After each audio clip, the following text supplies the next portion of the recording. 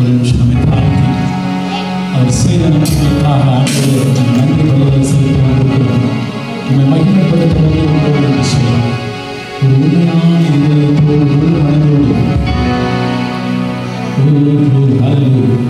நம்முடைய எல்லாரும் நாமங்களும் திறந்து ஆண்டவரே நீ செய்த நன்மைகளுக்காக நன்றி. கடந்த வாரம் முழுவதிலும் ஆண்டவரே எங்களை கண்மணி போல பாதுகாத்துக் கொண்டதற்காக நன்றி என்று சொல்லி ஆண்டவருடைய சமூகத்தில் நாங்கள் கொடுக்கிறோம். எத்தனையோ நன்மைகளை ஆண்டவர் நமக்கு செய்திருக்கிறார். அதை நினைத்து ஆண்டவரே நீங்கள் செய்த எல்லா நன்மைகளுக்காக நமக்கு நன்றி பலிகளை செலுத்த வந்திருக்கோம் ஆண்டவரே என்று சொல்லி நமக்கு முன்னாடி இருக்கிற எரிந்த கோட்டைகளை ஆண்டவர் உடைத்து போடும்படியாக இந்த இடத்துல கடந்து வந்திருக்கிறோம். நீங்கள் எவ்வளவு தூரம் வாயை திறந்து அவரை துதிக்கிறீங்களோ அந்த துதியின் அந்த சத்தத்தை ஆண்டவர் கேட்கிறவராக இருக்கிறார். பரலோகத்தில் இருக்கிற தேவன் உங்களுக்காக அவர் அந்த எரிந்த கோட்டைகளை உடைத்து உங்களை வெற்றி சிறக்க பண்ணுவார். ஆண்டவருடைய சமூகத்தில் ஒப்பு கொடுத்து இதோ நான் உங்க மகிமைப்படுத்தபடி அவங்க உள்ள வந்திருக்கிற ஆண்டவர் என்ன ஒரு விஷயம் உங்களுடைய அபிஷேகத்திலான நிரப்புங்கன்னு சொல்லி ஆண்டவருடைய கரத்தில் ஒப்பு கொடுத்து ஆண்டவரே இந்த அறைக்குள்ள நீங்கள் கடந்து வாங்க அப்படின்னு சொல்லி நம்ம கேட்போம். ஒரு விஷயம் இந்த இடம் முழுவதும் பரிசுத்தப்படுத்தபடி பரிசுத்த ஆவியானவர்களை ஆட்கொள்ளும்படி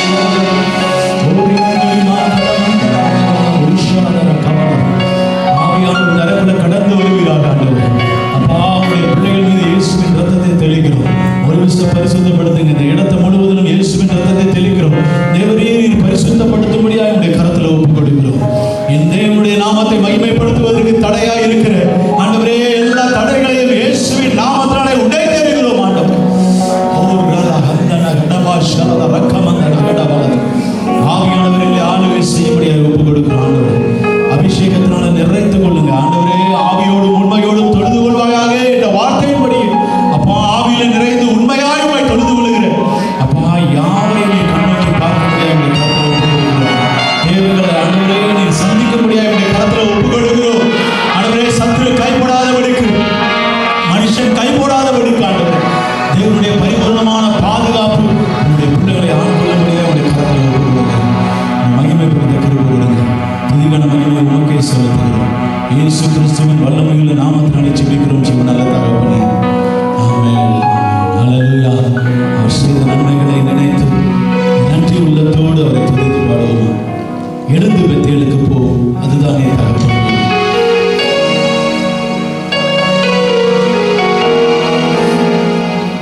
கொழுந்து வெத்தேலுக்கு போ, அதுதானே தகப்பன் வீடு. நன்மைகள் பாட செய்த நல்லவர் இயேசுவுக்கு நன்றி பாடல் பாடுது. மகிமையாம் கர்த்தரு. நன்றி பாடல் பாடுது. மகிமையாம் கர்த்தரு. ஆபத்து நாளிலே மறுபந்தாரே அதற்கு நன்றி சொல்லு. ஆபத்து நாளிலே மறுபந்தாரே அதற்கு நன்றி சொல்லு. நடந்த பாதையெல்லாம் கூட வந்தாரே அதற்கு நன்றி சொல்லு. நடந்த பாதையெல்லாம் கூட வந்தாரே அதற்கு நன்றி சொல்லு. அப்பா தகப்பனே நன்றி நன்றி. அப்பா தகப்பனே நன்றி நன்றி.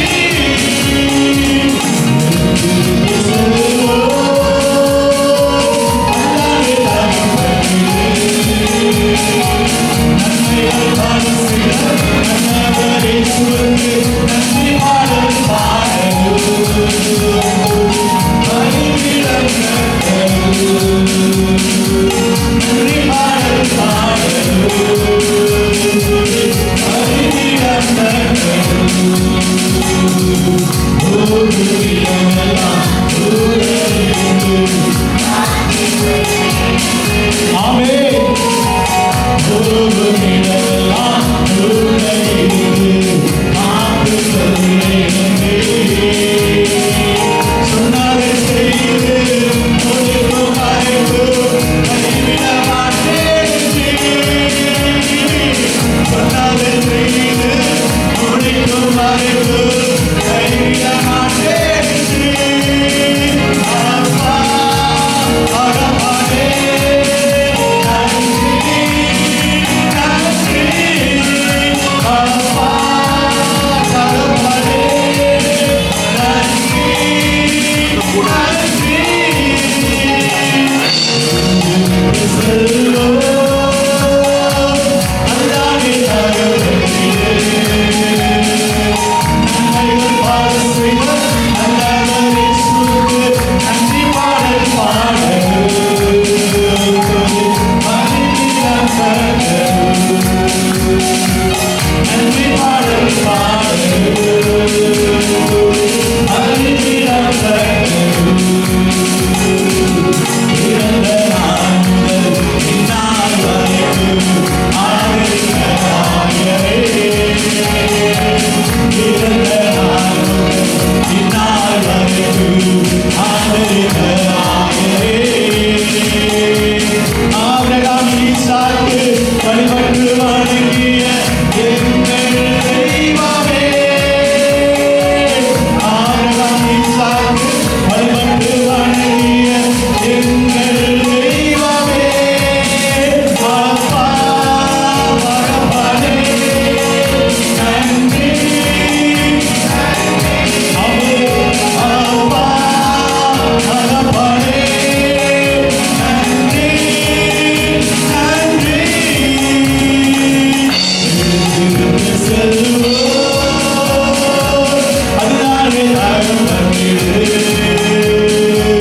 நன்மைகள் பாட செய்த நல்லவர் இயேசுவுக்கு நன்றி பாடல் பாடுது. மகிமையாம் கர்த்தரு. நன்றி பாடல் பாடுது. மகிமையாம் கர்த்தரு. எல்லா தீமைக்கும் நீங்களாகி என்னை மீட்டீரையா. எல்லா தீமைக்கும் நீங்களாகி என்னை மீட்டீரையா. வாழ்நாள் முழுவதும் மேய்ப்பனாயிருந்து நடத்தி வந்தீரையா. வாழ்நாள் முழுவதும் மேய்ப்பனாயிருந்து நடத்தி வந்தீரையா. அப்பா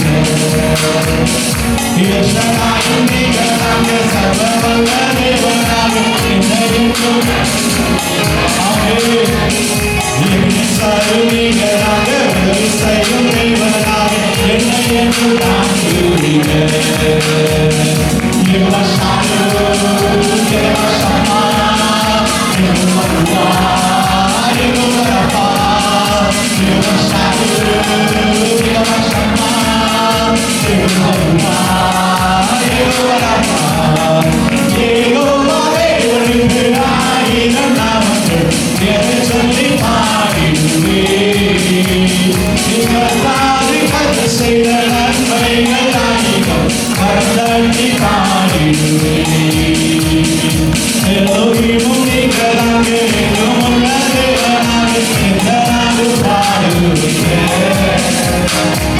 இம்மானுவேல் நீங்கதாங்க, மண்ணில் வந்த தேவன் நீங்க, என்றும் என்றும் பாடுவீங்க.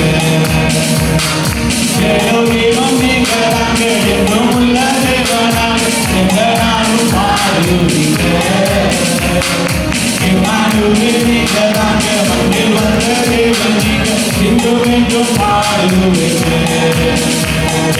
Jehovah Shalom, Jehovah Shammah, Jehovah Ruah, Jehovah Rapha, Jehovah Shalom, Jehovah Shammah, Jehovah Ruah, Jehovah Rapha, Jehovah தேவனுக்கு ஆயிரம் நாமங்கள் என்னை சொல்லி பாடிடுவேன். என் கர்த்தாவின் அருள் செய்த நன்மைகள் ஆயிரம் கண்கட்டி பாடிடுவேன். யெகோவா தேவனுக்கு ஆயிரம் நாமங்கள் என்னை சொல்லி பாடிடுவேன். என் கர்த்தாவின் அருள் செய்த நன்மைகள் ஆயிரம் கண்கட்டி பாடிடுவேன்.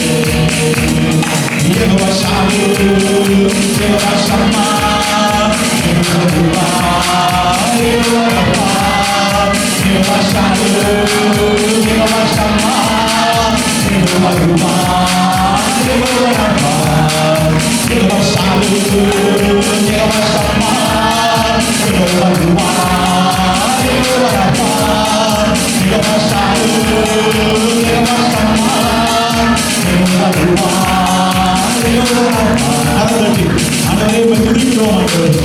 நாமத்தை நாங்கள் உயர்த்துகிறோம். யெகோவா ஷம்மா என்கிற நாமத்தை நாங்கள் உயர்த்துகிறோம் ஆண்டவர். யெகோவா ரப்பா என்கிற நாமத்தை நாங்கள் உயர்த்துகிறோம் ஆண்டவர். ஓ கர்த்தன பாஷாவர ரந்தனி கடமன ஓ யாமனி மாஹல நந்தன கடமோ சுமக்கன மாந்தன மூஷமர ஓ கடகளை உடைக்கிறவரே உமக்கு ஸ்தோத்திரமானது. ஆயிரம் நாமங்களை உடையவரே உமக்கு ஸ்தோத்திரமானது. எல்லாவற்றிலும் மேலான நாமத்தை உடையவரே உமக்கு ஸ்தோத்திரம் என்று சொல்லி ஓ கடகட வாந்தன கடவா சவலதர கமல ஓரி மந்திரி ஓப்பல வாஷவலதர ரந்தனி கடமன நீ அக்னியாய் நடத்தி நிரப்பி இருக்கிற தேவனுக்காக ஸ்தோத்திரம் ஆண்டவரே. ஓரி கட மந்தனி ஓப்பல வாஷவலதர கமல துதிக்கிறோம், மகிமைப்படுத்துகிறோம், மகிமைப்படுத்துகிறோம், மகிமைப்படுத்துகிறோம் ஆண்டவரே. ஓரி கட வாஷவலதர ரந்தனி கடமன பெருமையான எங்கள் ஆண்டவரை நீங்க நேசிச்சீங்களா ஆண்டவரே. ஒன்றுமில்லாத எங்களை நீங்க நேசிச்சீங்களா ஆண்டவரே. அதை நினைக்கிறோம். நாங்கள் பாவியா இருக்கும் பொழுது என்னை நேசித்த பரம தகப்பனுக்கு நன்றி என்று சொல்லி ஓர் நகட வாஷலத ரந்தனி கடமனது ஓர் யாதுனி மாக்கள வாஷவலத ரந்தனி கடமனது ஓமை துதிக்கிறோம், மகிமைப்படுத்துகிறோம் ஆண்டவரே, மகிமைப்படுத்துகிறோம். ஓ எனக்காய் ஜீவன் விட்டவரே, என்னோடு இருக்க எழுந்தவரே, உண்மையாய் உணர்ந்தவர்களாய் நம்ம பாவியா இருக்கும் பொழுதே நம்மளை நேசித்த தகப்பன், நம்மளை எல்லாரும் வெறுக்கும் பொழுது நம்மளை ஏற்றுக்கொண்ட ஒரு தகப்பன் நமக்குள் நமக்காக ஜீவனையே கொடுத்து அன்பு செலுத்தின தகப்பனை உயர்த்தி அதை உண்மையாய் உள்ளத்தின் ஆழத்திலிருந்து ஆராதித்து அவரை மகிமைப்படுத்துவோம். எனக்காய் ஜீவன் விட்டவரே, என்னோடு இருக்க விடாதவரே, எனக்காய் ஜீவன் விட்டவரே, என்னோடு இருக்க விடாதவரே, என்னை வழி நடத்துவாரே, என்னை சந்திக்க வந்திடுவாரே, என்னை வழி நடத்துவாரே, என்னை சந்திக்க வந்திடுவாரே. இயேசு போற்றி போற்றி, இயேசு போற்றி போற்றி, என்னை என்னை என்னை ஆகினிலே இயேசு போற்றி. சாசி சோதனை நாடு ஒரு போராடு, சாசி சோதனை நாடு ஒரு போராடு, செல்லவே உலகமோ மாமி சமம் அயங்கினாடு, அயங்கினாவே செல்லவே உலகமோ மாமி சமம் அயங்கினாடு, அயங்கினாவே செல்லவே. இயேசு போற்றி போற்றி, இயேசு போற்றி போற்றி, நானிடுவே நானிடுவே என்ற மகிமையே இயேசு போற்றி.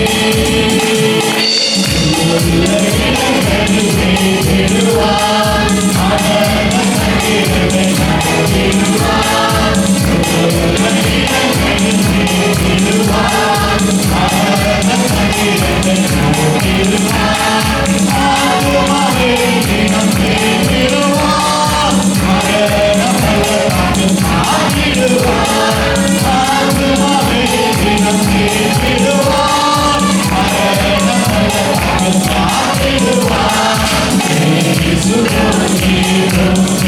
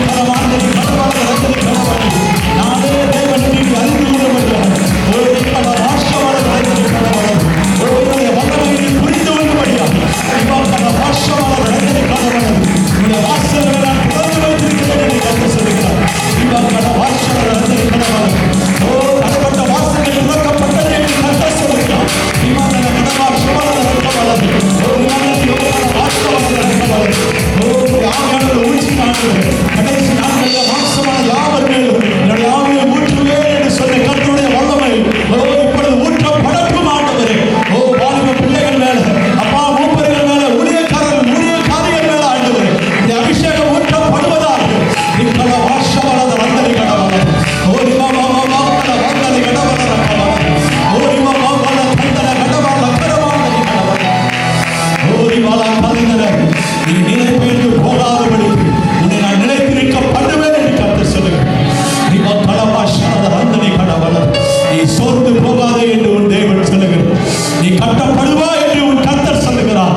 ரிமந்தனை யோகல வாஷவலத வந்தனை கடவல ஓரிமா லரக்கந்தன் யோகல வாஷவலத வந்தனை கடவல ரிமந்தன் யோகல வாஷவலத கடவல. ஓமை துதிக்கிறோம் ஆண்டவரே, ஸ்தோத்திரிக்கிறோம் ஆண்டவரே. ஹல்லேலூயா. நாங்கள் ஆராதிக்கிற தேவன் எவ்வளவு நல்லவர் ஆண்டவரே. எங்களை ஒவ்வொரு நாளும் வழி நடத்துகிற ஒரு தகப்பனாக இருந்த ஆண்டவரே. க்ளோரி ஹல்லேலூயா. எல்லாரும் பகல் உங்களை பார்க்காம உண்மையான இருதயத்தோடு அவரை நோக்கி பாருங்கள். உங்களை தொட்டு ஆண்டவர் சுகமாக்கும்படியாய் ஆண்டவருடைய பாதத்தில் விழுந்துகிறேன். என்னை தொட்டு சுகமாக்க ஆண்டவரே, என் வாழ்க்கையில் ஒரு விடுதலை வரட்டும் ஆண்டவரே என்று சொல்லி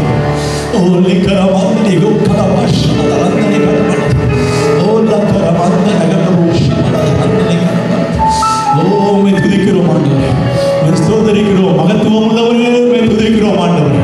ஆராதனைக்கு பாத்திரரே, துதிக்கு பாத்திரரே, துதிகளின் மத்தியில் வாசம் உள்ளவரே ஸ்தோத்திரிக்கிறோம் ஆண்டவரே. ஓரி ஆந்துரி மாஷவலத கமலத ரந்தனி யூகல மந்தனகு ஓரி லரகந்தனி யூகல வாஷவலத ரந்தனி.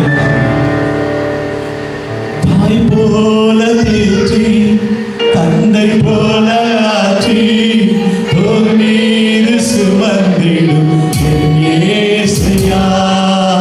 தாய் போல தேற்றி தந்தை போல ஆற்றி மீது சுமந்திடும் என் இயேசையா.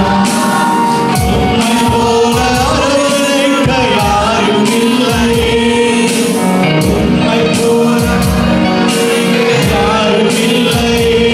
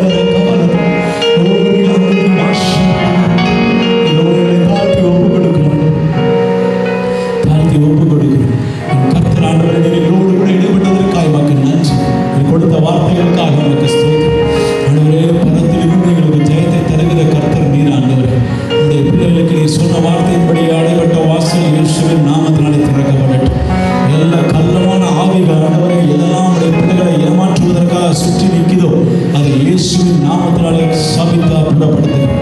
உனக்கு உன்னுடைய பிள்ளைகள் மேல, கர்த்தருடைய பிள்ளைகள் மேல அதிகாரம் இல்லை, இந்த அறைக்குள்ள இருக்கிற பிள்ளைகள் மேல அதிகாரம் இல்லைன்னு சொல்லி வெளியே போய் என்று கட்டளையிடுகிறோம்.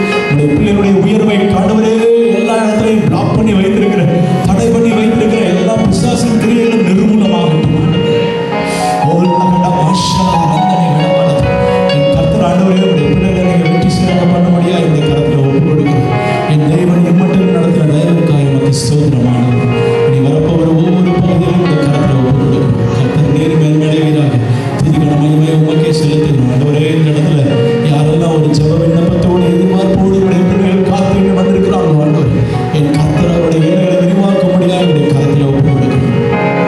அவர்கள் சோர்ந்து போகாதபடிக்கு, அவர்கள் பலத்தின் மேல் பலனடைய, கிருபையின் மேல் கிருபையை பெற்றுக்கொள்ள என் தேவன் ஒவ்வொருவரையும் நீர் எழுப்புகிறார். இந்த அறைக்குள் இருக்கிற ஒவ்வொருவரையும் நீங்க எழுப்பும்படியா எழுப்புங்க ஆண்டவரே. ஆசீர்வாதத்தின் மீது ஆசீர்வாதத்தை காணட்டும். உங்களுடைய பிள்ளைகள் ஆண்டவரே ப்ரொமோஷன் இல்லாத பிள்ளைகள் ப்ரொமோஷனை காணட்டும். இன்கிரிமெண்ட் இல்லாத பிள்ளைகளுக்கு நீங்க இன்கிரிமெண்ட்டை கொடுக்கும்படியா என்னுடைய கரத்தில் எல்லாவற்றிலும் உண்மையை நாங்கள் மேன்மைப்படுத்துகிறோம். ஆண்டவரே நீர் இல்லைன்னா ஆண்டவரே நாங்கள் ஒன்றும் இல்லை என்பதை அறிந்திருக்கிறோம். நாங்கள் வெறுமையான பாத்திரம் என்பதை அறிந்திருக்கிறோம். கர்த்தர் நீர் ஆண்டவர் எங்களுடைய தலையை உயர்த்த வல்லவராக இருக்கிறபடினால் உங்களுடைய சமூகத்தில் ஒப்புக்கொடுக்கிற ஆண்டவர் நீரே மெய்யான தெய்வம், நீரே எங்களுக்கு எல்லாவற்றிலும் போதுமானவராக இருக்கிறபடினால் எங்களை துதிக்கிறோம், ஸ்தோத்தரிக்கிறோம். ஆண்டவர் என்னுடைய பரலோகத்தை அப்புறம் தகப்பனுக்கு ஆண்டவரே துதிகளையும் ஸ்தோத்திரங்களையும் செலுத்துகிறோம். எல்லாவற்றிலும் எங்களை தாழ்த்தி ஒப்புக்கொடுக்கிறோம். ஆண்டவரே நீர் ஆண்டவரை வெற்றி சிறக்க பண்ணினதற்காக எமக்கு ஸ்தோத்திரம். துதிகான மகிமை உமக்கு செலுத்துகிறோம். இயேசு கிறிஸ்துவின் வல்லமையில் நாமத்தினாலே ஜெபிக்கிறோம். ஜீவன் ஆமென். இந்த வண்ணமாகவே சங்கீதத்தின் பகுதிக்கு நேரம் நாம் கடந்து செல்வோம். மாறி மாறி வாசிக்கும்படியாய் தெரிந்து கொள்ளப்பட்ட சங்கீதத்தின் பகுதி சங்கீதம் 139வது அதிகாரம். சகோதரர் ஸ்டாலின் அதை நடத்தும்படியாக நான் கேட்டேன்.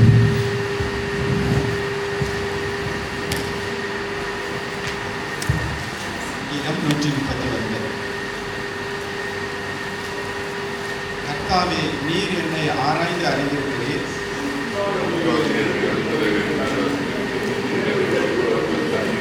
நான் நடந்தாலும் படுத்திருந்தாலும் என்னை சூழ்ந்திருக்கிறீர். என் வழிகள் எல்லாம் உமக்கு தெரியும்.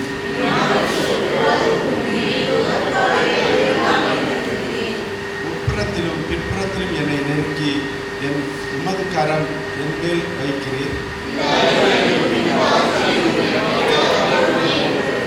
உம்முடைய ஆவிக்கு மறைவாக எங்கே போவேன்? உம்முடைய சமூகத்தை விட்டு எங்கே ஓடுவேன்?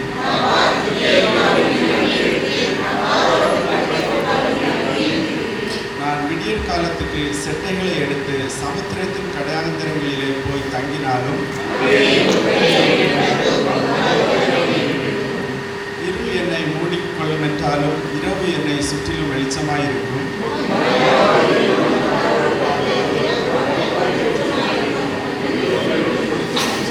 நீர் என் உள்ளந்திரியங்களை கை கொண்டிருக்கிறேன். என் தாயின் கற்பத்தில் என்னை காப்பாற்றினீர்.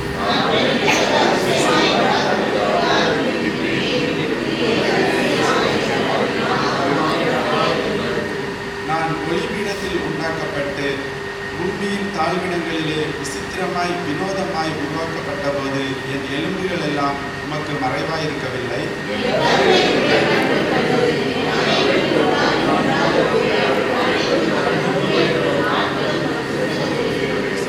தேவனே, உமது ஆலோசனைகள் எனக்கு எத்தனை அருமையானவைகள்! அவைகளின் தொகைகள் எவ்வளவு அதிகம்!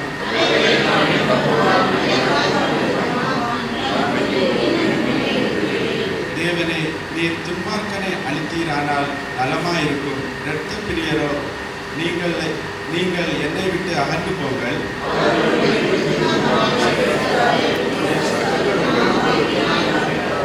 கர்த்தாவே, உம்மை பகைக்கிறவர்களை நான் பகையாமலும் உமக்கு விரோதமாய் எழும்புகிறவர்களை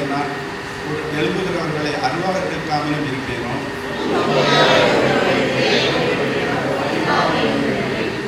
தேவனே, என்னை ஆராய்ந்து என் இருதயத்தை அறிந்து கொள்ளும்.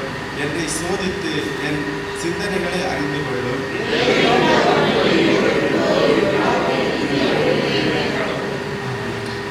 அமர்ந்திருப்போம். இது சாட்சியின் நேரம். கர்த்தருடைய நாமத்தை மகிமைப்படுத்தி சாட்சி சொல்ல ஆயத்தமாக இருக்கிறவர்கள் தயவு செய்து வந்து சாட்சி சொல்ல முடியாது கேட்டுக்கொள்கிறேன். இது சாட்சியின் நேரம்.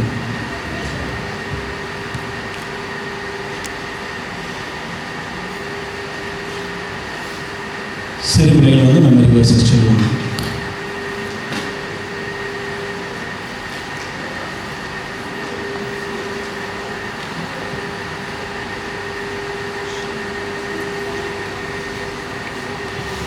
Lord is my light, and whom shall I fear? Whom shall I fear? Proverbs 26 verse 1-3. Like snow in the summer and rain in the harvest, honor is not fitting for a fool. Like a fluttering sparrow or a darting swallow, an undeserved curse does not come to rest. A whip for a horse and a bill for a donkey, and a rod for a pack of fools. Give thanks to the Lord, for He is good, for His mercy endures forever. My brother.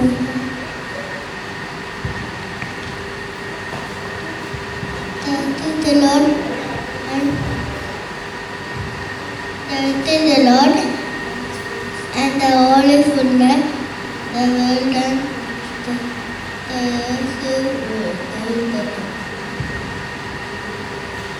Psalms 100 verse 5. For the Lord is good and His mercy is everlasting, and His truth endures to all generations. For He shall give His angel to charge over you, to keep you in all your ways.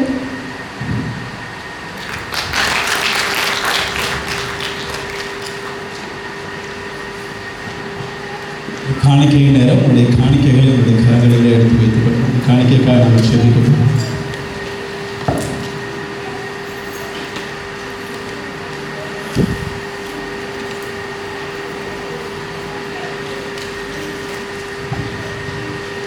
தகப்பனே, நன்றியோடு துதிக்கிறோம். ஆண்டவரே, நீங்கள் எங்களை ஆசீர்வதித்ததிலிருந்து ஒரு சிறிய பகுதியை மனம் வந்து உங்களுக்காக நாங்கள் காணிக்கையாக கொண்டு வந்திருக்கிறோம். ஆண்டவரே, இந்த காணிக்கையை கர்த்தர் நீர் அங்கீகரிக்கும்படியாக நாங்கள் செபிக்கிறோம்.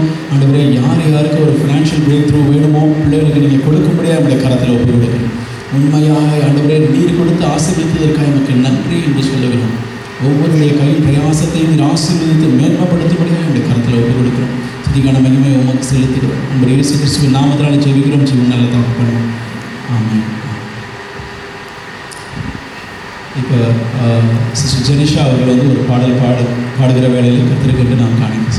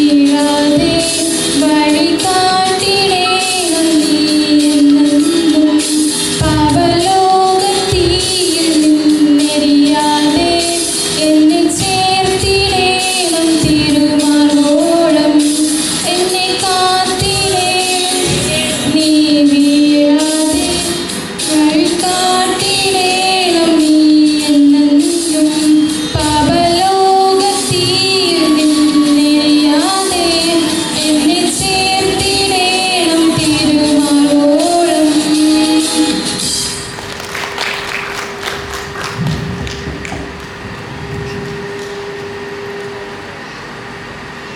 வருகிற வாரத்தில் பிறந்தநாள் திருமண நாள் காண்கிறவர்கள் 29ஆம் தேதி ஏப்ரல் மாதத்திலே பிள்ளைகள் ஷேரன் ஜோசா அண்ட் ஜாக்லின் ஜேம்ஸ் அவர்கள் தன்னுடைய திருமண நாளை கொண்டாடுகிறார்கள்.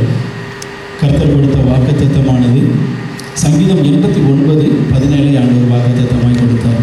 நம்முடைய தயவினால் எங்கள் கொம்பு உயரும் என்று சொல்லி கர்த்தர் சொல்கிறார். 30ஆம் தேதி ஏப்ரல் மாதத்திலே மணி அவர்கள் தன்னுடைய பிறந்தநாளை கொண்டாடுகிறார்கள். கர்த்தர் கொடுத்த வாக்குத்தத்தமானது சங்கீதம் 138வது அதிகாரத்தில் 7வது வசனத்தை ஆண்டவர் வாக்குத்தத்தமாய் கொடுத்தார். நான் துன்பத்தின் நடுவில் நடந்தாலும் நீர் என்னை உயிர்ப்பிப்பீர் என்று சொல்லி ஆண்டவர் சொல்கிறார். அவருடைய சூழ்நிலைகளை ஆண்டவர் உயிர்ப்பிப்பேன் என்று சொல்லி வாக்கு பண்ணுகிறார்.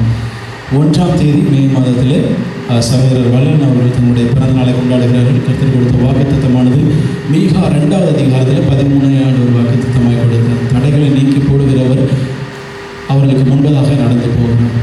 அவருடைய தடைகளை உடைக்கப்படுக அவர்களுக்கு முன்பதாக கர்த்தர் கடந்து போவார் என்று சொல்லி ஆண்டவர் வாக்கு பண்ணுகிறார். சபையுடைய ஆராதனை இதே இடத்தில் வைத்து ஒவ்வொரு சனிக்கிழமையிலும் 8:30 to 10:30 வரையில் நடக்கிறது. உபவாச ஜெபம் மாதத்தினுடைய 1வது ஞாயிற்றுக்கிழமையிலே பாஸ்டருடைய வீட்டில் வைத்து நடக்கிறது. Children's ministry, Sunday class ministry மாதத்தினுடைய 1வது 3வது ஞாயிற்றுக்கிழமையில் இருக்கிறது. மாதத்தினுடைய கடைசி ஞாயிற்றுக்கிழமையிலே அது ஒரு வீட்டு கூடுகையாக இல்லைனா ஒரு பைபிள் ஸ்டடியாக இல்லைனா ஒரு விமென்ஸ் ஃபெலோஷிப்பாக நடத்திட்டு இருக்கிறோம். மாதத்தினுடைய 2வது வெள்ளிக்கிழமையிலே மென்ஸ் மீட்டிங் இருக்கிறது. அதனால் சபையினுடைய ஆராதனையிலே சபை மக்கள் அனைவரும் வந்து கலந்து கொள்ள முடியாது நான் கேட்டுக்கொள்கிறேன். இப்பொழுது படைக்கப்பட்ட காணிக்கைக்காக வரப்போகிற தேவனுடைய செய்திக்காக ரெண்டு வந்து ஜெபிக்க முடியாது நான் கேட்டுக்கொள்கிறேன்.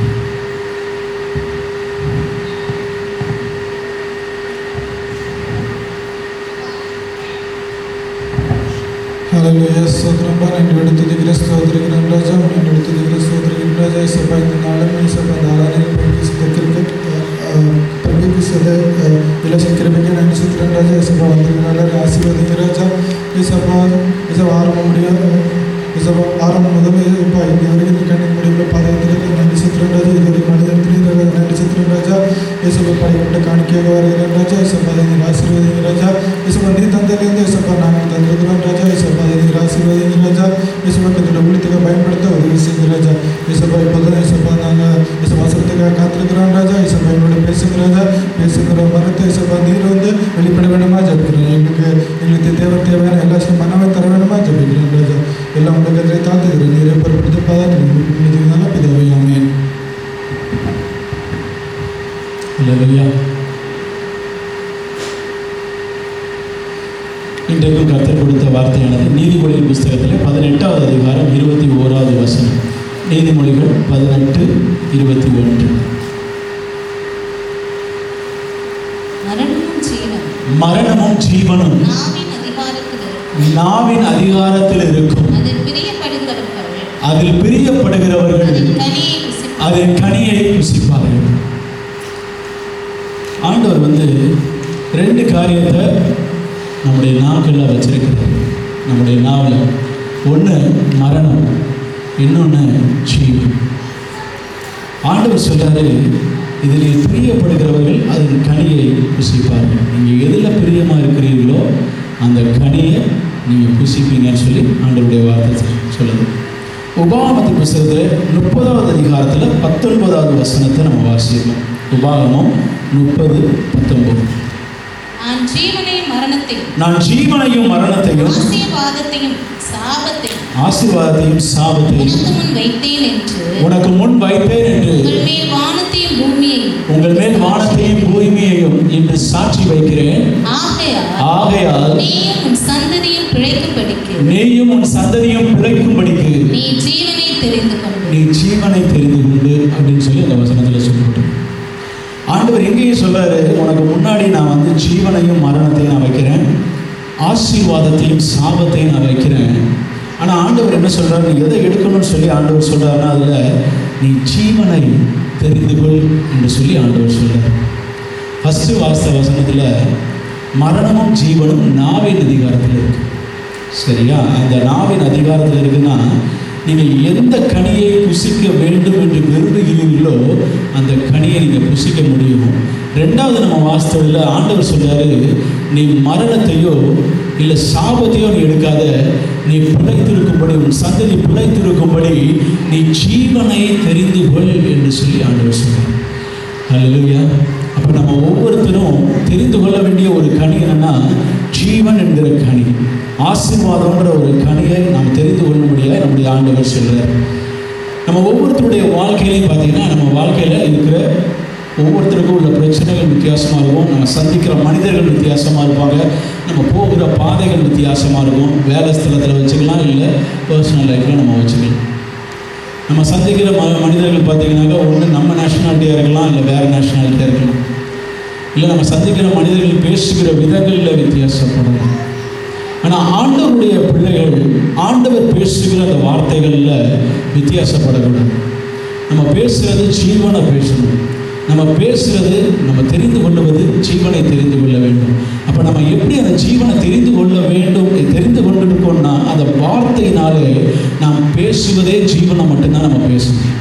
சாபத்தை குறித்தோ மரணத்தை குறித்தோ நாம் பேசுவதை நிறுத்த வேண்டும். இதுதான் ஆண்டவர் சொல்கிறார். அப்போ எப்படி நான் ஆசீர்வாதத்தை டிக்ளேர் பண்ணுறது? அதுக்கு தான் ஆண்டவர் பவர்ஃபுல் ஒரு வெப்பன் வந்து நம்ம பாடியில் வச்சுருக்கிறார். அதுதான் நாக்கு.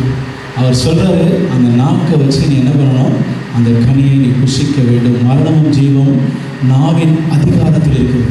நம்ம சரீரத்தில் ஒவ்வொரு அவயங்களுக்கும் ஒவ்வொரு வேலையை ஆண்டவர் கொடுத்துருக்கார். நம்ம கண்ணு பார்க்குற விதத்துக்கு ஒரு பார்வை இருக்கும். நம்ம கைகள் கால்கள் போக வேண்டிய பாதைகளையும் ஆண்டவர் வைத்திருக்கிறார். நம்ம பேசுகிற விதங்கள் எப்படி இருக்க வேண்டும் என்பதையும் ஆண்டவர் வைத்திருக்கிறார். அப்போ ஆண்டவருடைய பிள்ளைகளாக இருக்கிற நாம ஒரு பார்வை எப்படி இருக்க வேண்டும், ஒரு செயல்பாடு எப்படி இருக்க வேண்டும் என்பதை ஆண்டவர் ஒரு குறிப்பாக ஆண்டவர் வைத்திருக்கிறார். இப்படி தான் நம்ம இருக்கணும், இப்படி நம்ம செய்யணும், நம்ம எப்படி பேசணும் அப்படின்றதெல்லாம் ஆண்டவர் வைத்திருக்கிறார். வேதத்தின் அடிப்படையில் நாக்கை வந்து ஆண்டவர் ஒப்பிட்டிருக்கிறதுக்கு எதுக்குன்னா கப்பலுடைய சுக்கானுக்கு ஆண்டவர் அதை ஒப்பிட்டிருக்கிறார். யாக்கோபு 3வது அதிகாரத்தை எடுத்து வைத்துக் கொள்ளுங்கள். 3வது அதிகாரத்தில் நம்ம 3வது வசனத்திலிருந்து வாசித்தோம்னா, பாருங்கள், குதிரைகள் நமக்கு கீழ்ப்படியும்படிக்கு அவைகளின் வாய்களின் கடிவாளம் போட்டு அவைகளுடைய முழு சரீரத்தையும் திரும்பி நடத்துகிறோம். ஒரு குதிரை நேர் வழியில் போவதற்கு, இவன் எங்கே அந்த டெஸ்டினேஷனுக்கு நம்ம நடத்தி கொண்டு போவதற்கு அது நமக்கு கீழ்ப்படியணுன்றதை குறிப்பிட்டு அதை கொண்டு போகிறதுக்காக அதனுடைய கண்களிலே கடிவாளம் விடப்பட்டிருக்கிறது.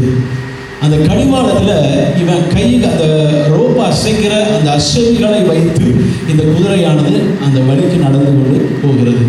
அப்போ அந்த கடிவாளம் என்பது என்னன்னு பார்த்தீங்கன்னாக்க வழி நடத்துகிற ஒரு காரியமாக இருக்கிறது. 4வது வசனத்தில் கப்பல்களையும் பாருங்கள், அவைகள் மகா பெரியவைகளாக இருந்தாலும் கடும் காற்றுகளால் அடிக்கப்பட்டாலும் அவைகளை நடத்துகிறவன் போகும்படி யோசிக்கும் இடம் எதுவோ அவ்விடத்திற்கு நேராக மிகவும் சீரான சுக்கானாலே திருப்பப்படும் என்று சொல்லி சொல்லப்பட்டிருக்கு. அதுக்கு அடுத்த வசனத்தை வாசித்தோம்னா, அப்படியே நாவானது சிறிய அவயமாக இருந்தும் பெருமையானவைகளை பேசும் பாருங்கள், சிறிய நெருப்பு எவ்வளவு பெரிய காட்டை கொளுத்துகிறது அப்படின்னு சொல்லி கர்த்தருடைய வசனத்தில் சொல்லப்பட்டிருக்கு. நம்முடைய நாவை ஒரு கப்பலை திருப்புகிற ஒரு சிறிய சுக்கானுக்கு ஆண்டவர் ஒப்பிட்டிருக்கிறார்.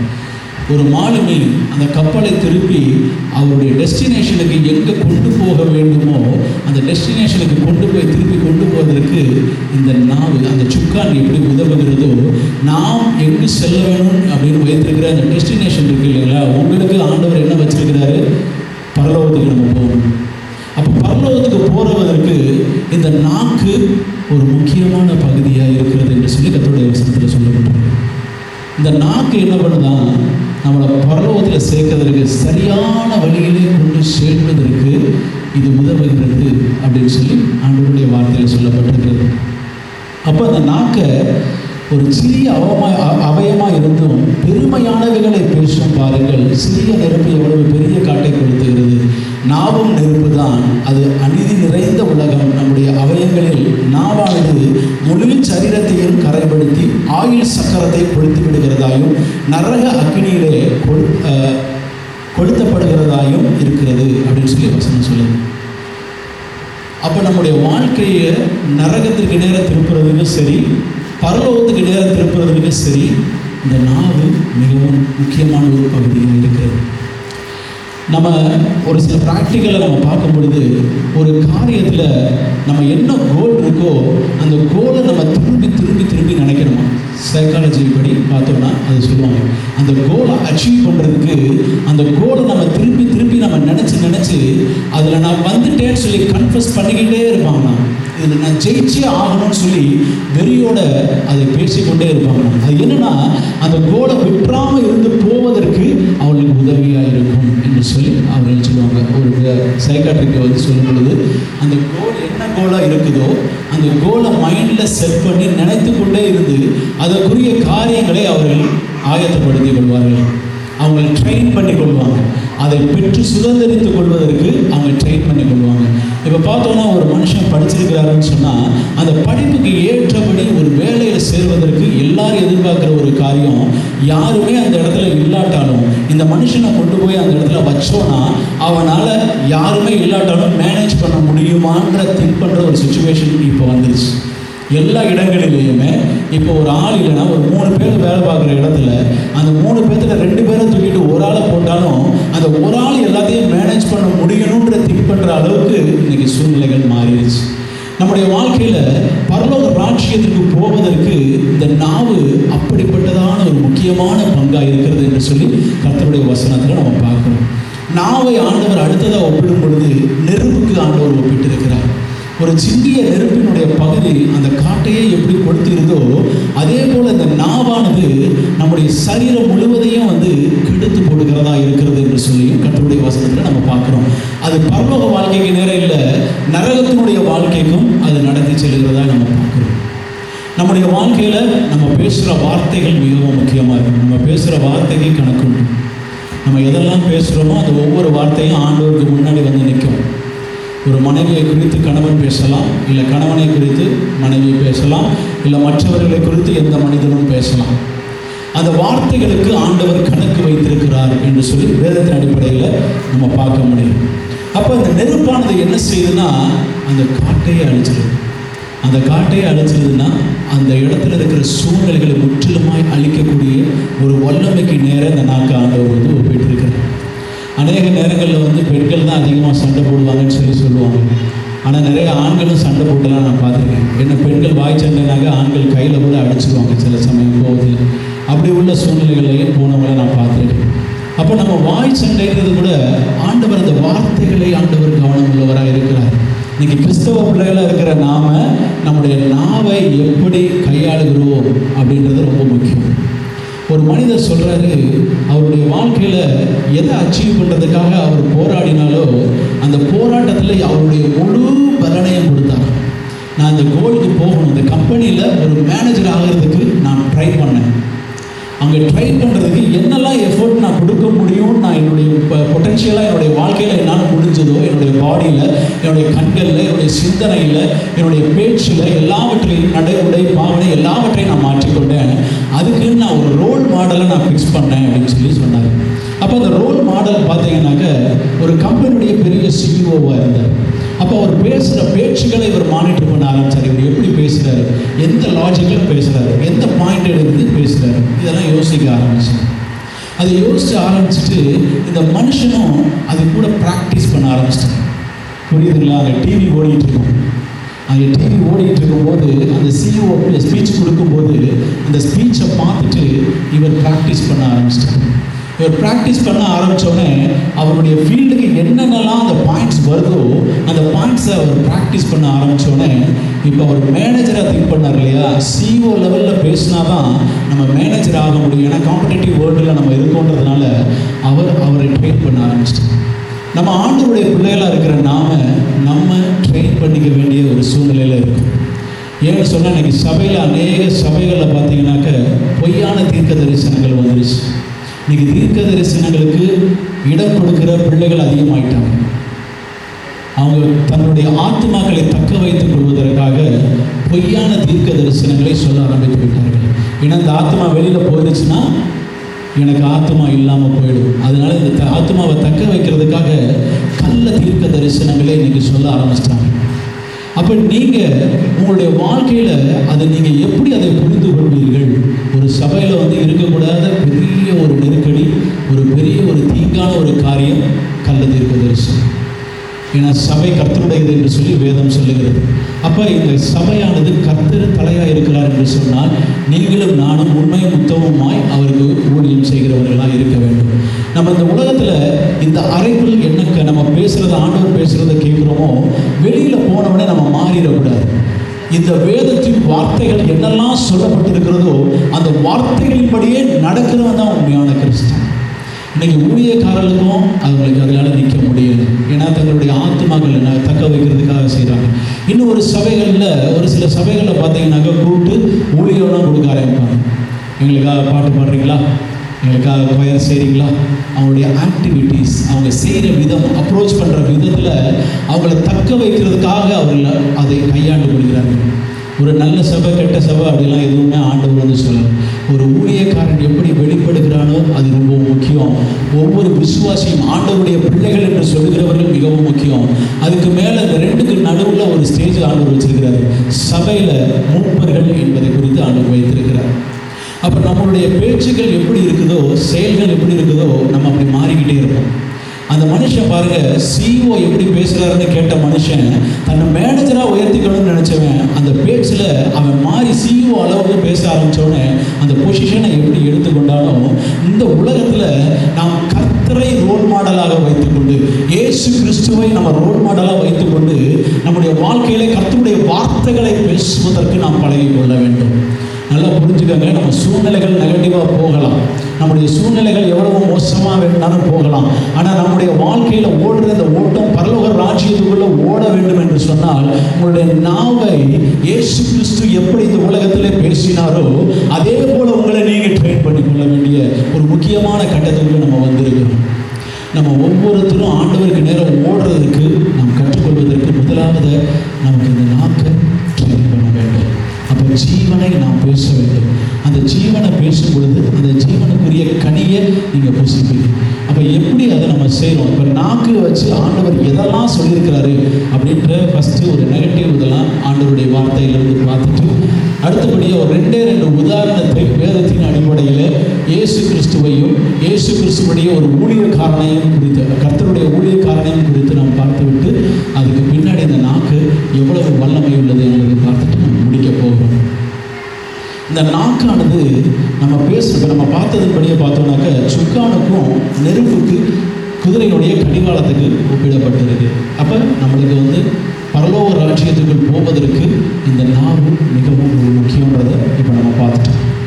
இந்த நாவு எப்படியெல்லாம் பேசுதுன்றத வேத வசனத்தில் சொல்லப்பட்டிருக்குதுன்னா சங்கீதம் 12வது அதிகாரத்தில் 3வது வசனம் இப்படியா சொல்லுகிறது.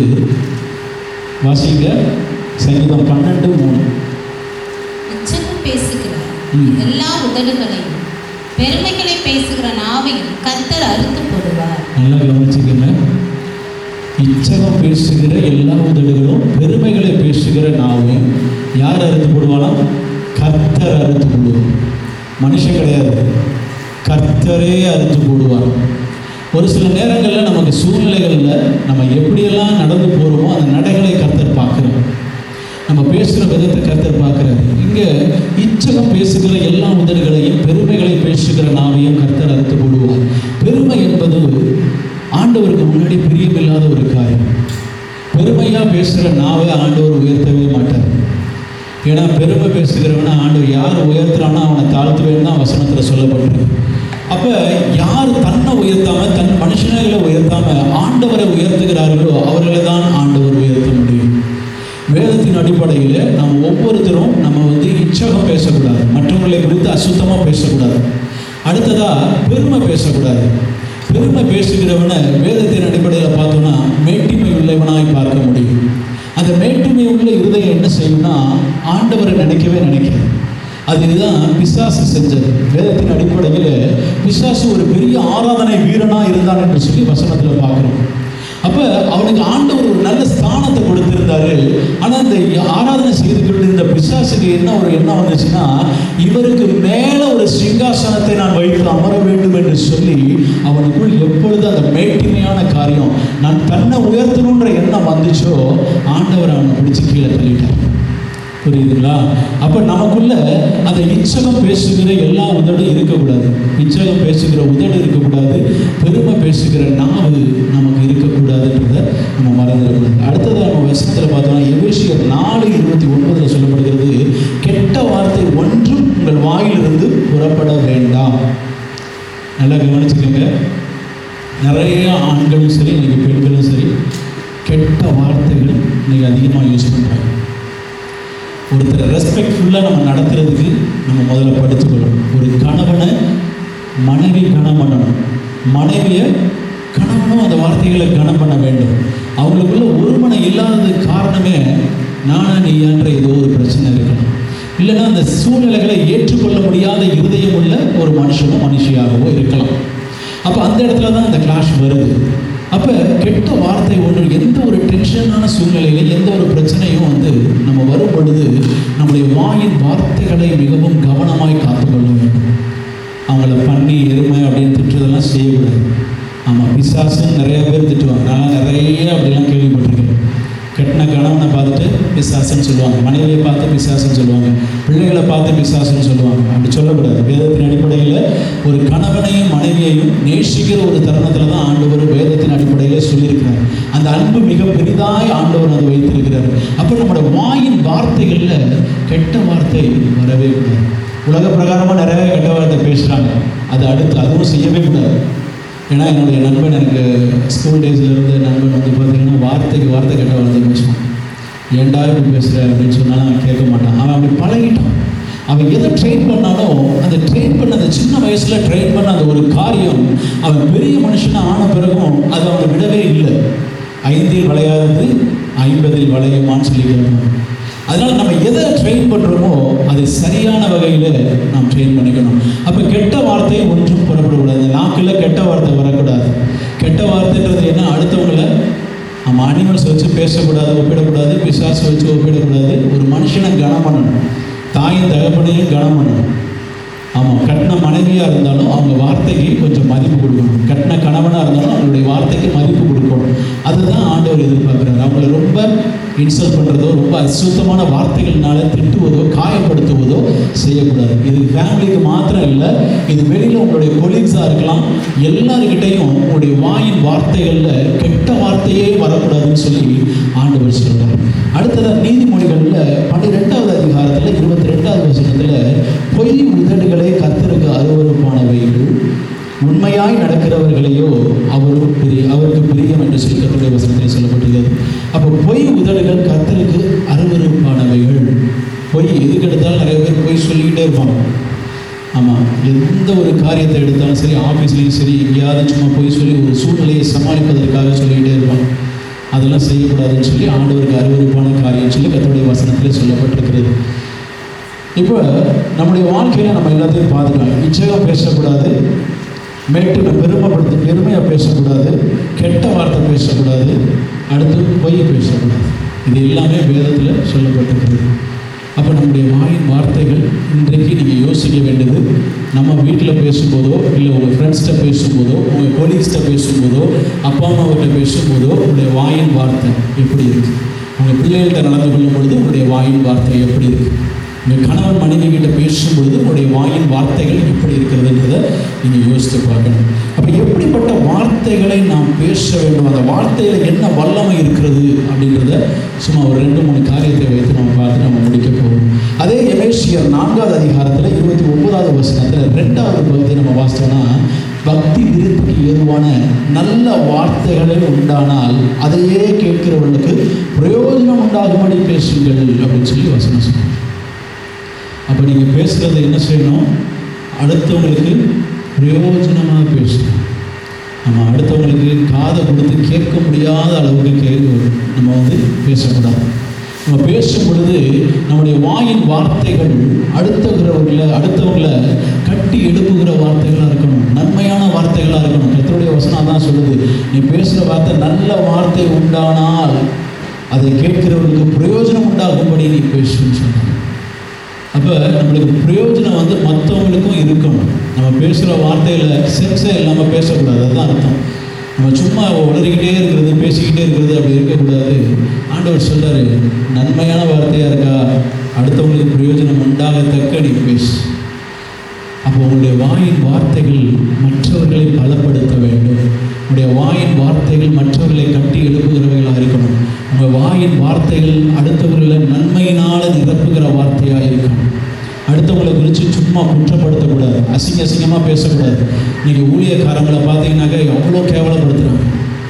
யூடியூப்பில் பார்த்தோன்னா இன்றைக்கி ஊழியக்காரங்களெல்லாம் மதிக்கவே மாட்டேங்கிறாங்க. அவ்வளோ வல்லமையாக ஆண்டவர் பயன்படுத்திக்கிட்டு இருக்கிறார்.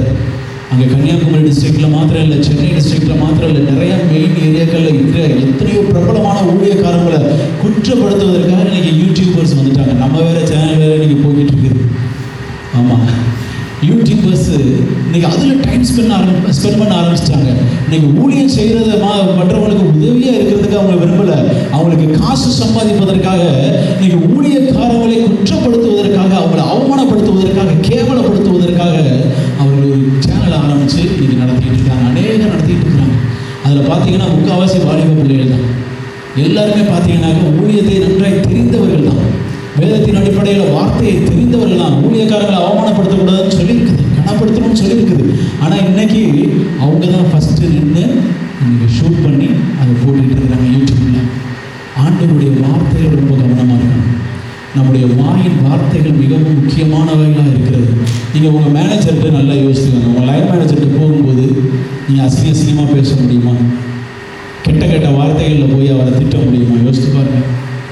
அப்படி செய்யக்கூடாது. அப்போ நம்ம வாயின் வார்த்தைகள் மற்றவர்களுக்கு பிரயோஜனம் உள்ளதாக நன்மையான வார்த்தைகளாக இருக்க வேண்டும் என்று சொல்லி ஆண்டவர் சொல்லுகிறார். அப்போ நம்ம யாருமே சரி, வீட்டுக்குள்ளேயும் சரி, ஒருத்தருக்கு ஒருத்தர் கனப்படுத்தணும்.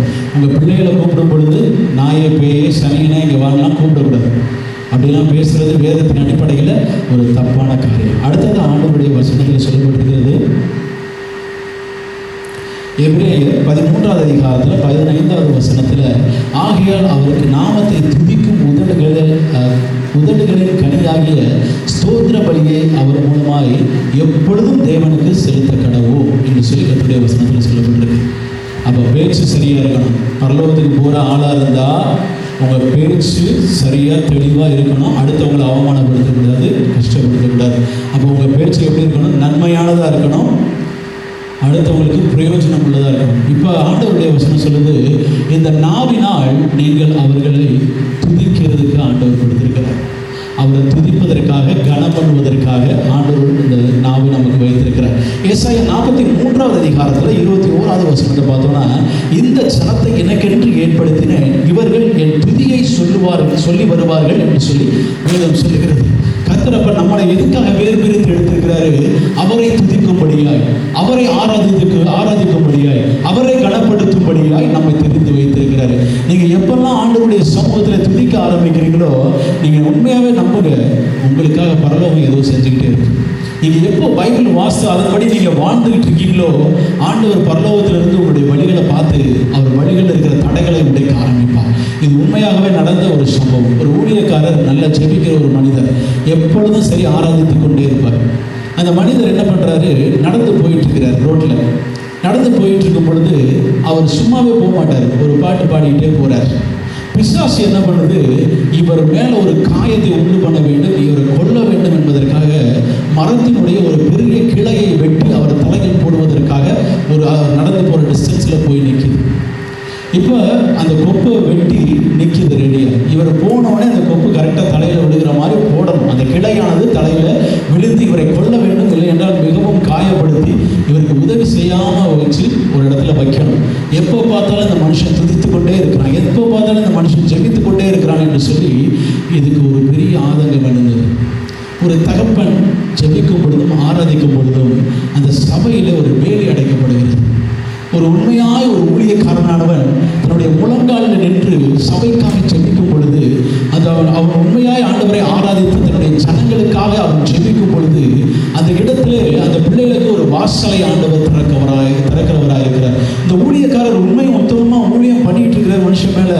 இது காயப்படுத்த வேண்டும் என்று நினைத்து அந்த கொப்பை கரெக்டாக விட்டுச்சு.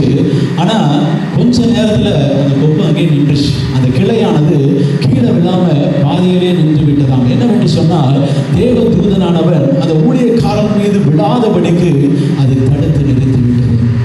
நீங்கள் ஆராதனை வீரனா, ஆராதனை வீராங்கனையா, ஜப வீரனா, ஜப வீராங்கனையா இருந்தீங்கன்னா உங்களை எந்த சத்துருவும் உங்கள் மேலே கை போட முடியாது. ஹல்லேலூயா.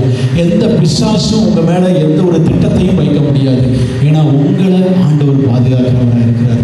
இதுதான் யோசபாத்துக்கு தன்னுடைய வாழ்க்கையில் நடந்துச்சு. யோசபாத்து இங்கிருந்து போய் ஆண்டவருடைய சமூகத்தில் விழுந்து கிடக்கும் பொழுது ஆண்டவர் அவர்களுக்கு ஜெயத்தை கொடுத்தார். அங்கே போய் அவங்க ஜெயிக்கலை. இவங்க எப்போ ஆண்டவருடைய பாதத்தில் விழுந்து கிடந்தாங்களோ அப்போவே ஆண்டவருடைய வார்த்தை வந்துச்சு. அப்போ நம்முடைய வாழ்க்கையில் ஆண்டவரை சார்ந்து, ஆண்டவரை துதித்து, ஆண்டவரை மகிமைப்படுத்தி வாழ்கிற ஒரு வாழ்க்கையில் நீங்களும் நானும் வளர வேண்டும். இந்த நாவானது அவருடைய நாமத்தை துதிக்கும் உதடுகளின் கனியாகிய ஸ்தோத்திர பலிகளை அவர் மூலமாக எப்பொழுதும் தேவனுக்கு செலுத்த வேண்டும்.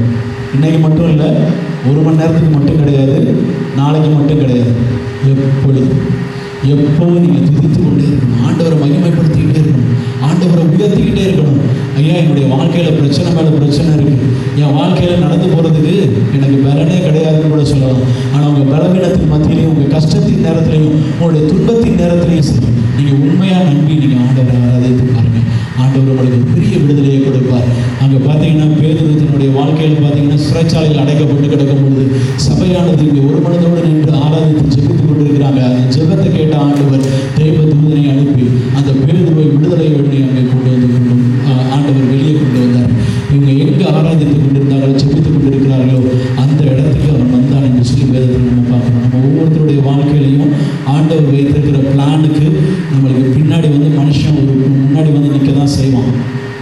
தடை இருக்க தான் செய்யும், பிசாசு இருக்க தான் செய்வான். ஏன்னா இந்த உலகத்தில் உபத்திரவம் உண்டு, ஆனாலும் திடம் கொள்ளுங்கள், இந்த உலகத்தை நான் ஜெயித்தேன்னு அவர் சொல்லிட்டார். அப்போ உபத்திரவன்றது இருக்கும், பிரச்சனைன்றது இருக்கும், போராட்டம்ன்றது இருக்க தான் செய்யும். ஆனால் நீங்கள் எப்படி அதை ட்ரெயின் பண்ணி மேற்கொண்டு வரீங்க, உங்களை நீங்கள் ட்ரெயின் பண்ணுறது எப்படி நீங்கள் பண்ணுறீங்க? இன்னும் அந்த கெட்ட வார்த்தை பேசுகிற மனுஷனாகவே உட்காந்துருக்கீங்களா? அந்த கெட்ட வார்த்தை பேசுகிற மனுஷியாகவே உட்காந்துருக்கீங்களா? இல்லை புருஷனையோ பொண்டாட்டியோ கணம் பண்ணாத பிள்ளையாக இருக்கீங்களா? கொஞ்சம் நீங்கள் யோசித்து பாருங்கள். தாய் தகப்பனை கணம் பண்ணாதவங்களா இருக்கீங்களா? இல்லை ஆராதிக்கவே முடியாதுனாலும், ஆராதிக்க தெரிஞ்சிருந்தாலும் ஆராதிக்கவே முடியாதுன்னு உட்காந்துருக்கீங்களா? இன்னைக்கு ஆண்டவருக்கு முன்பதாக உங்களை ஒப்பு கொடுத்து பாருங்க. நீங்கள் ஆராதிப்பதற்கு உங்களுக்கு ஞாபகம் கொடுக்கப்பட்டிருக்கிறதுக்கு அடுத்த ரீசன் ஆண்டவரை துதிக்கும்படியாக, அவரை மகிமைப்படுத்தும்படியாக, அவர் மூலியமாய் தேவனை நீங்கள் எப்பொழுதும் ஆராதித்து கொண்டே இருக்கும்படியாக ஆண்டவர் வைத்திருக்கிறார். அடுத்ததாக நம்முடைய நாவுகளினாலே நமக்கு ஆரோக்கியம் உண்டாகிறது. சரிங்களா? நம்ம சூழ்நிலைகளில் நம்ம தேவை எது வேணாலும் இருக்கணும். ஆமாம், எனக்கு வந்து ஒரு குழந்தை வேணும்னாலும் சரி, இல்லை எனக்குரிய எந்த ஒரு காரியமானாலும் சரி, கர்த்தர் மட்டும்தான் கொடுக்க முடியும். அவரை மட்டும்தான் நீங்கள் நம்பி கன்ஃபஸ் பண்ணிக்கிட்டே இருக்கணும். குழந்தை இல்லைன்னாலும் நீங்கள் இமேஜின் பண்ணுங்கள். நான் நிறைய பேருக்கு அதுக்காக ஜெபித்துக்கிட்டு இருக்கேன். ஆண்டவர் கண்டிப்பாக சீக்கிரமாக விடுதலை கொடுப்பார், பதில் கொடுப்பார். உங்கள் வாழ்க்கையில் உங்கள் பிள்ளைக்கு பேர் வச்சுருங்க. இப்போவே ஆமாம், உங்களுடைய வாழ்க்கையில் எந்த இடத்துல உங்களுக்கு என்ன வேணுமோ அதுக்கு இப்போவே இமேஜின் பண்ணி வச்சுருங்க. வேலை தேடுறீங்களா? எனக்கு வேலையை ஆண்டவர் கொடுத்துட்டார், நான் போயிட்டுருக்கேன் வேலைக்கு, எனக்கு இவ்வளோ சம்பளத்தை ஆண்டவர் தர்றாரு. நீங்கள் ஒரு பிளான் பண்ணிடுங்க. ஆண்டவர்கிட்ட உங்கள் நாவை அதுக்கிட்ட இருந்தாலே ட்ரெயின் பண்ணுங்கள். நீங்கள் உலக பிரகாரமான ஆசீர்வாதங்களுக்கு நேராக நான் உங்களை நடத்தலை. நீ ஆவிக்குரிய வாழ்க்கையில் வரணும்னா ஆண்டவருடைய வார்த்தையை நீ கை கொண்டாதான் உலகத்தில் உள்ள ஆசீர்வாதங்களே ஆண்டவரால் கொடுக்க முடியும். நீங்கள் ஆண்டவரை நெருங்கினாதான் உபத்திரவமாக பிரச்சனையே இல்லாத, கஷ்டம் இல்லாத ஆசீர்வாதத்தை ஆண்டவர் கொடுக்க முடியும். அதை தான் நம்ம பார்க்குறோம். நீங்கள் உலக பிரகாரமாக காசு சம்பாதிப்பதற்காக நாங்கள் இங்கே பிரசங்கம் பண்ணி கொண்டிருக்கல. நீங்கள் எப்படி ஆசீர்வாதமாக இருக்கணும்னா ஆண்டவர் மட்டும்தான் உங்களை உயர்த்த முடியுன்ற அந்த நம்பிக்கை உங்களுக்கு வேணும். ஆண்டவரை மாத்திரம் நீங்கள் கனம் பண்ணுங்க, ஆண்டவரை மாத்திரம் மகிமைப்படுத்துங்க. உங்களை தாழ்த்துறவங்க உங்கள் வாழ்க்கையில் வந்துக்கிட்டு தான் இருப்பாங்க. உன்னால் எதுவும் முடியாது, நீ வேஸ்ட், நீ சரியில்லைன்னு சொல்கிறவங்க உங்களை சுற்றில் இருந்துகிட்டு தான் இருப்பாங்க. ஆனால் நீங்கள் ஆண்டவரை எப்படி கனம் பண்ணுகிறீர்கள்ன்றதை ஆண்டவர் பார்க்குறார்.